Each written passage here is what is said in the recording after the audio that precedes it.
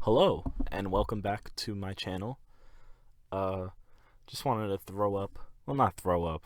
I'm definitely not like rushing this in any sense. I've deliberated over the thoughts in this video quite a bit, but I just wanted to put up a review of the new Pokemon Unite game, which is, for those of you who don't know, this is the free-to-play Pokemon League of Legends adjacent, you know, style game. It's a Pokemon MOBA, which sounds very dystopian, but it was cool. I don't know. I have a lot of conflicting thoughts on it, so I'll just get right into it. Some background. I somewhat enjoy the MOBA genre as a whole. Uh, I don't like League, mostly for community reasons, and I'm not super interested in like the style of that game. The characters and the art don't really like interest me that much, so I don't really have much reason to play it. I'm like a huge Smite player. I've been playing Smite for years, on and off. Um, Smite's a pretty good game, I guess. It definitely has its problems, but I think that's a fun game. I like the style of it. I think the mythology is cool. Smite's cool, you know. It's also third person, which keep that in mind, I guess. I also played a bit of Dota over this summer, and Dota was cool. It was just a little too much for me to get into by myself, but I appreciate MOBAs. I definitely know how they work. I like team games, stuff like that. They can be fun. They definitely have potential to be fun. So when I found out that Pokemon was making a MOBA, I got decently excited because the main thing about getting your friends into MOBAs is that it's so like ridiculously complicated to fucking start off in a game like League or a game like Smite or a game like Dota, especially like starting off in those games, you so much to learn, all the items, the shops, when to back, how to use mana correctly, all this shit. Like, it's really difficult to like just get like more of your casual friends that you might just talk to more often, like into games like that. So I was excited when I heard about the Pokemon MOBA because I figured that this could be a really good introduction for those casual friends who I know only play games on their Switch, for the most part, to get into like a MOBA. And I thought that was cool because, team games are more fun with friends. That's just the nature of it. So I was pretty excited for this game. Booted it up this morning, downloaded it, first thing woke up, and played a few matches. I played the tutorial. I played a few matches with my friends who have never played MOBAs, and then I played a few matches by myself, solo queuing in the ranked mode, just to try to get like a bigger scope of what the game is. I didn't get to unlock the last mode, the quick battle mode, but I don't think I'd be much interested in playing it. It's not really the main mode. But regardless, let's get into this. So let's talk about the positives first. Let's go over the good things. I think that the game itself is simple in a good way. It's not simple in a way where it's like uh anybody can beat anybody, which was kind of like one of my initial fears. I thought it would be a little too dumbed down. It's definitely very, very simple. They got rid of towers, they got rid of the whole aspect of like pushing with minions and the core and all that. It's literally just like you kind of spawn in, you have 5 on one side, 5 on the other side, and you have a bunch of goals that you get points, and you put your points from killing jungle camps and other players into the goals, and then you push up kind of further into the enemy goal, but you don't really need to like it's not like a huge priority that you get all the way to the other side of the map, so you can kind of just like it's a lot more like less focused on overall strategy and more on the gameplay itself and the fighting especially, which is good for newer players. There's also no items or no in-game shop, I should say, like in-match shop, like every other MOBA where you would back and buy stuff at the fountain and then go back, which I was a little scared about, but I think it works mostly well in the gameplay. The flow of the match, it's 10 minutes. I appreciated that. Not too long. A lot of MOBAs have very, very daunting match times, as a few of you may know if you've ever played a MOBA before. You can be stuck in a fucking game of Conquest and Smite or whatever, the Summoner's Rift and League or whatever that's called. You could be stuck in those games for upwards of 30 minutes, especially if your team doesn't know what it's doing. 30, 40 minutes, and that can just be very frustrating and tilting. But the games here are capped out at 10 minutes. You start at level 1, you start a level 1 evolution of your Pokemon, you level up a few times. I think it's like get to 4 or 5, level 4 or 5, and then you get to level 2 evolution, and like past level 7, you're at your final evolution. You pick from like a very small pool of moves throughout the game. You only have 2 to 3 actives, I think, and I don't even think there's passives in the game, which is a little strange. I kind of wish there were some passives worked in there for variety's sake, but it's fine for now. I don't know what's going to be added at some point. But yeah, very simple, but not too simple. I don't know. The gameplay was nice. I was pleasantly surprised that I wasn't able to just go in to the game as like a DPS and a person with MOBA experience and just completely stomp on everybody by myself. I was surprised that, you know, you actually kind of do like need support, and crowd control is like kind of important, and you know, like working with a team seemed to be like somewhat of a priority. So that was nice. You know, it's simple in a good way, very easy to get into, which is good. It's also pretty fun, I guess, for the most part. I mean, me personally, I feel like on where I am with MOBAs and games like that, it's a little too simple for me, and I wouldn't play it by myself like all that often. But I think playing it with friends is like, I had a fun time playing with my friends, and I thought it was cool. They had fun too, for the most part, until we got into some of the uglier details of the game, which I'll get into in the next section. In terms of the game, let's see, do I have any more positives written down? Yeah, it's a fun game. Like, the gameplay itself is like decently fun. I'll say that. It's definitely not it feels fine. The online doesn't feel terrible. There's not like a lot of input delay from what I noticed. I was playing on handheld. It felt pretty smooth for the most part. It runs smooth, not a lot of frame drops, nothing like that. Technically proficient. Definitely proficient. So yeah, I guess that's about it for the positives. Let me get into the gray area / negatives of the game. So, first off, the modes. There are 3 modes, which by any standard of any other MOBA is definitely lacking. You have the main 5v5 mode that you start off in. I'm pretty sure it's just like regular, just like a regular match. Queue up for regular match. And then you have the ranked mode, which is played on the same map as the regular playlist, the regular match playlist. And if I'm not mistaken, there's not really a lot of differences between the two, like rule set wise. I'm pretty sure it's essentially the same. You just kind of get it's ranked. You get tracked on your progress, I guess. But from what I can tell, everything is the same. And then the quick mode, which I looked into, I wasn't able to play it, but it's a 3v3 or 4v4 mode played on 2 different maps to my knowledge, which is nice, I guess, that there's some variety with the maps. But I mean, personally, I'm not too interested in that. I guess the 3v3 and 4v4 mode is going to be more appealing to casual players. For me, it's take it or leave it. But there's just like a really, I think, just objectively a lack of game modes here, especially since you have such a casual game. You can when you have such a casual game, you're able to experiment a lot more with the rules. You don't have to be as like strict on like, okay, like who's actually going to play this, because casual people will play anything that sounds fun. Get creative with it. And maybe that's just a launch thing. I don't know if they're planning on adding modes, but yeah, on launch there's not really like a whole lot to do. You basically have 2 maps, 2 modes essentially. And yeah, it's a take it or leave it type of thing with that. So hopefully that gets added to in the future. Another problem I had is that playing from behind is like kind of unclear.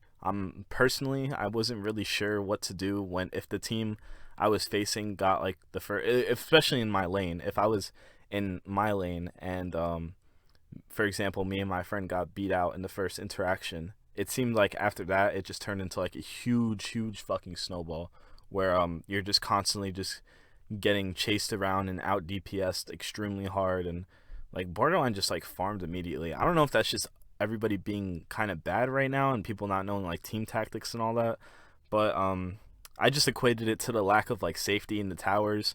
You don't really heal a lot when you step in your own goal, so defending your goal is kind of like, it's dicey if you're a damage player. If you're playing anything that's not like a tank, you kind of just have to, if you're behind, it seems like you just really have to focus on jungling, which kind of sucks because like there's not really a whole lot of like depth or nuance to the jungling. I don't think there's a lot of like auto attack stuff, cancel stuff that can make you farm faster, and the timers. There's not even a lot of camps. There's not a lot to do in the jungle. It's a very bare bones jungle, very simple jungle.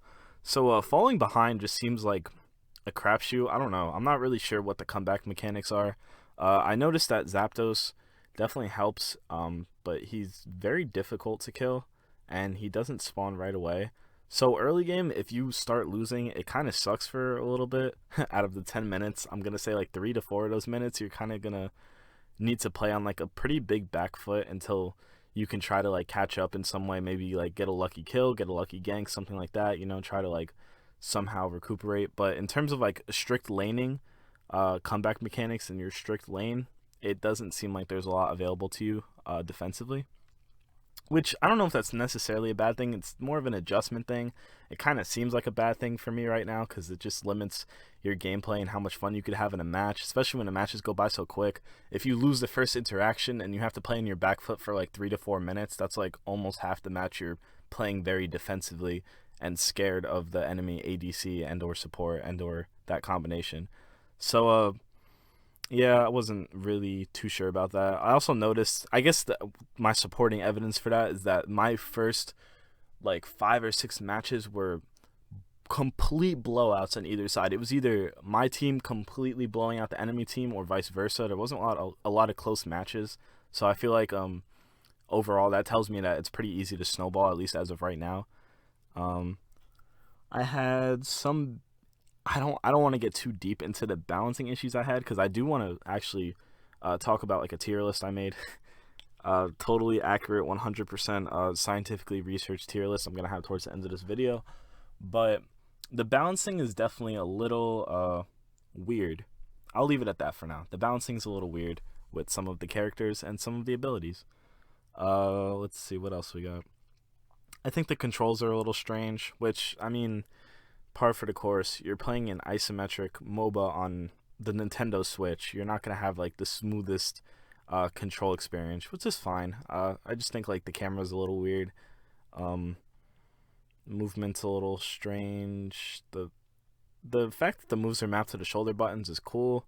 It's somewhat intuitive, but I guess just it feels a little clunky, especially after playing MOBAs on PCs. And it makes auto attacking really weird and like very imprecise. I don't know. It's very strange to me. It's not bad, but it's weird. Something that is bad though are the fucking menus. These menus are insanely complicated for no reason. They really need to clean up the UI of this game. It is god awful right now. There are menus upon menus upon menus for menus. You have to go through these menus to get to this menu. You have to back out here, go there. You want to change your outfit. You have mail. You have the battle pass. You have this whole like loot box like gotcha system that's going on. You have all these different currencies that aren't very well explained to you, and everything is incredibly overwhelming when you like just boot up the game. You don't really know what does what or how to get things. Like you just kind of start playing and you earn stuff, but they really need to do something about that menu. It was terribly complicated, and it took me like a good like 10-15 minutes of like looking around for very specific things to find things. I just wanted to make like cosmetic changes to my character. I had to look around a lot for that. Everything is very all the menus are very cluttered, and they're not very like precise. They're not concise at all. Like for example, I wanted to find out what items do at level 7, I think, in the battle pass. I don't even know if it's the battle pass. It's something you hit level 7 on something and you get like an item that isn't a potion, and I wanted to find out what that item did. And to find out what that item did, instead of telling me in the battle pass in like the item description, I had to like go through like 4 other menus to find out what the fuck the item did that I was even working towards. And it was very just overly convoluted. I don't know why it's like that. Very terrible UI and menus. And then that kind of leads me into the next thing, which is the monetization is extremely convoluted. There's 3 congruent currencies that all do separate things that you earn like differently, but I'm not really sure like I don't know how anything works, and I really looked for it. Like I wanted to know if the game was pay to win. So, in my head, is it pay to win? Can you buy items? Because items give you an advantage before games. You can activate items for stat boosts, or you put on a potion and you have a heal for that game and things like that. And that's kind of a game changer. So I wanted to know if you can buy that with real money. And getting a clear answer on that took way longer than it should have. There's not a direct route to anything because of all the currencies like work around each other. So apparently to buy items, you have to buy tickets, and to buy tickets, you have to buy the paid currency or the very slow earnable currency. And then you exchange it for tickets, and then the tickets exchange for item. Like, I don't know what the fuck is going on. There's too much going on here. Way too much with the monetization.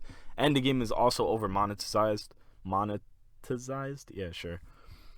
You can buy Pokemon, which is fine, that's standard. But then the whole, like, you have to buy items, or you need items, or having items gives you an advantage is extremely, extremely dicey territory for a even remotely competitive game that can definitely just fuck the balance of any game. Now, the reason why I'm not like harping on that too often is because I really have not played enough of the game to see that much of a difference to where people are just like using these items and spamming like damaged items and all this and broken items over and over, because the item levels are locked, or the number of items you can have is locked behind levels, and it takes a little bit to level up. So I haven't quite seen the full effect that this can potentially have. If it's as bad as I think, which I still don't know how it fucking works because nobody has like a clear answer on anything because of how confusing everything is.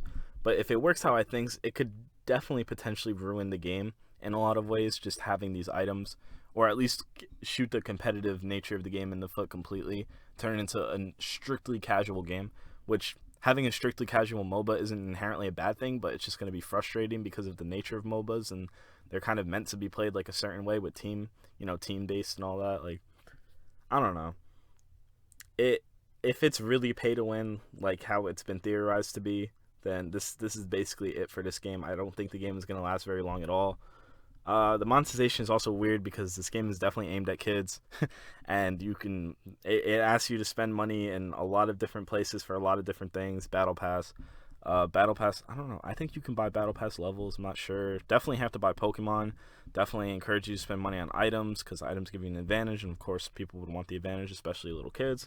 So the monetization is an extreme fucking mess right now, which is a potential huge downside that's only going to get worse. But aside from that, I mean, the game is fun. I don't know. I'm an adult male. Like, I don't know why that matters, but I'm not like a little kid, so it doesn't necessarily matter as much to me if this shit is like super monetized or not. I just think it's kind of fucked up that a Pokemon game, aimed at kids would be this monetized. I don't think that's cool. I get it's free to play, you got to make your money, but there are more ethical ways to do that. As other MOBAs have proved, there are definitely more ethical ways to do that. So, overall, fun game. Probably going for a little bit until the pay-to-win shows its ugly head in my gameplay enough to where I feel like quitting. It's fun enough for right now. I think it's definitely worth a try if you want to have some fun with your friends who maybe aren't like super familiar with MOBAs, want to get them into it a bit. Maybe this could be a gateway if you're like a League player, a Dota player, or a Smite player. You might be able to get your friends to play this, and then they'll try it, if they want something deeper, more expensive. I don't know. It's a good enough game for right now.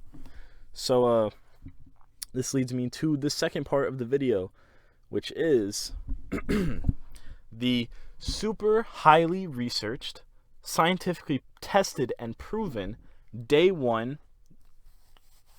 tier list that I've made for this game, which you can see up on the screen. The basis for this tier list is that I know everything about this game already. I've done way more research than everyone else, and I just know these things. So this is the tier list right now. This is the meta. If you want to win, you got to have a Machamp on your team. You got to have a Greninja. You got to have a Crustle. That motherfucker is broken. And Snorlax is also very good and very aggressive. And I don't even know the name of that other Pokemon right next to Snorlax, but they are insanely good as well. Those are the top characters right now. Those are proven to be the top characters. In A tier, we have Pikachu, Garchomp, Slowpoke, and the last one I don't know the name of. These characters are all good, very good even. Garchomp's Unite might be the best Unite in the game. Pikachu has very good mobility, has a very, very small, very good damage, has some CC in it. Slowbro is obnoxious to fight. That stun is ridiculous, but pretty easy to kill. Does not have any mobility. So, like, it's a give or take. Not like fucking Snorlax. Snorlax has crazy mobility. And then the dog at the end is just good. I don't know how else to put it. B tier, these characters are alright. Pick them if you want to do okay. You got Charizard. He's fine. I think that melee characters are inherently at a bit of a disadvantage in this game. Besides Machamp, Charizard, he's okay. Kind of an all-rounder, not really too special. Mr. Mime is a good support, has interesting abilities. That little shield thing is cool. The reflect thing, whatever. Yada yada yada. C tier. Gengar sucks. Buff Gengar, bad character. And then all the characters in IDK. IDK stands for I don't know. I don't fucking know. I've never seen a Lucario in my game, or I don't know half a Wigglytuff. Like, sure, I don't know. But yeah. To wrap up this section, Machamp, if you want to win. Gengar, if you want to lose. Everyone else, definitely a crapshoot. So I think that about concludes my video. Thank you for watching, and I'll see you in the next one.